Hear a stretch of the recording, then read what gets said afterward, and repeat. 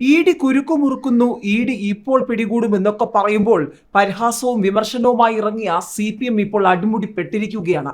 മുഖ്യമന്ത്രി പിണറായി വിജയന്റെ മകൾ വീണ വിജയന് നേരെ ഉയർന്നു വന്നിരിക്കുന്ന മാസപ്പടി കേസിൽ ഇ ഡി കടുപ്പിക്കുമോ എന്നുള്ളതാണ് ഇനി വീണ്ടും അറിയേണ്ടത്.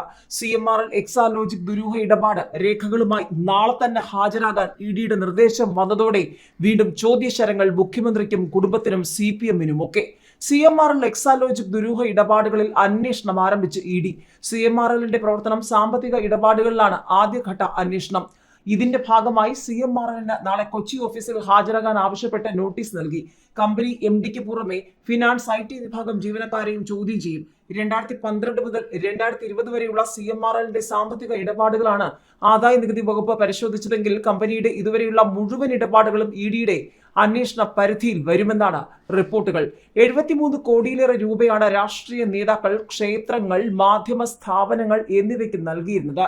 മുഖ്യമന്ത്രി പിണറായി വിജയന്റെ മകൾ വീണയ്ക്കും കമ്പനിക്കും സേവനമൊന്നും നൽകാതെ 1.25 കോടി രൂപയാണ് നൽകിയിട്ടുള്ളത്. പണം കൈപ്പറ്റിയ വ്യക്തികളും സ്ഥാപനങ്ങളും ഇ ഡിയുടെ അന്വേഷണ പരിധിയിൽ വരുന്നുണ്ട്.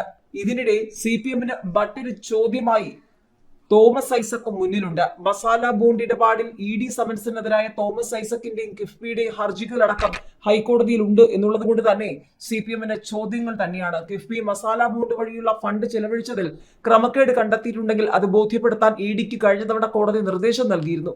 ചോദ്യം ചെയ്യാൻ വിളിച്ചു വരുത്തുന്നതിൽ കാരണമുണ്ടെന്ന് ബോധ്യപ്പെടണമെന്നാണ് കോടതി നിലപാടെടുത്തത്. ഇക്കാര്യത്തിൽ ഇ ഡി വിശദീകരണം നൽകുമ്പോൾ വരും ദിവസങ്ങളിൽ വീണ്ടും CPM-ന് ചോദ്യങ്ങൾ ഉയർന്നു വരുമെന്നും വ്യക്തം. മാത്രമല്ല, കരുവന്നൂരും വലിയൊരു കീറാമുട്ടിയായി നിൽക്കുകയാണ് CPM-നും MV ഗോവിന്ദനും പിണറായി വിജയനും മുന്നിൽ. കരുവന്നൂരിൽ മുകൾ തട്ടിലേക്ക് മാത്രമല്ല താഴെത്തട്ടിലേക്ക് കൂടി അന്വേഷണം വ്യാപിപ്പിച്ചിരിക്കുകയാണ് ഇ ഡി. വമ്പൻ സ്രാവുകളെ മാത്രമല്ല ചെറിയ മീനുകളെയും വലയിലാക്കും ഇ ഡി എന്നുള്ളത് ഇപ്പോൾ വ്യക്തം. കരുവന്നൂർ കള്ളപ്പണം ഇടപാട് കേസിൽ CPM-ന്റെ കീഴ് ഘടകങ്ങളിലേക്കും അന്വേഷണം വ്യാപിപ്പിച്ചിരിക്കുകയാണ് ഇ ഡി. കരുവന്നൂരിൽ നിന്നും തട്ടിയ പണം തൃശൂർ ജില്ലയിലെ കൂടുതൽ ലോക്കൽ ബ്രാഞ്ച് കമ്മിറ്റികൾക്ക് ലഭിച്ചുവെന്ന് കണ്ടെത്തിയതിന്റെ അടിസ്ഥാനത്തിലാണ് നീക്കം. ജില്ലാ സെക്രട്ടറി MM വർഗീസിനോട് പാർട്ടിയുടെ ജില്ലയിലെ ആസ്തി സംബന്ധിച്ച വിവരങ്ങൾ ഹാജരാക്കാൻ ആവശ്യപ്പെട്ടതും ഈ സാഹചര്യത്തിലാണ്. ആദ്യഘട്ടത്തിൽ 17 ഏരിയ കമ്മിറ്റികളെ കേന്ദ്രീകരിച്ചുള്ള അന്വേഷണത്തിൽ വിവിധ ബാങ്കുകളിൽ വെളിപ്പെടുത്താത്ത 25 അക്കൗണ്ടുകൾ ഉണ്ടെന്ന് കണ്ടെത്തിയിരുന്നു. കരുവന്നൂർ മേഖലയിലെ ലോക്കൽ കമ്മിറ്റികൾക്ക് തട്ടിപ്പിന്റെ വിഹിതം ലഭിച്ചുവെന്ന് ഇ ഡി അന്വേഷണത്തിൽ കണ്ടെത്തിയിട്ടുമുണ്ട്.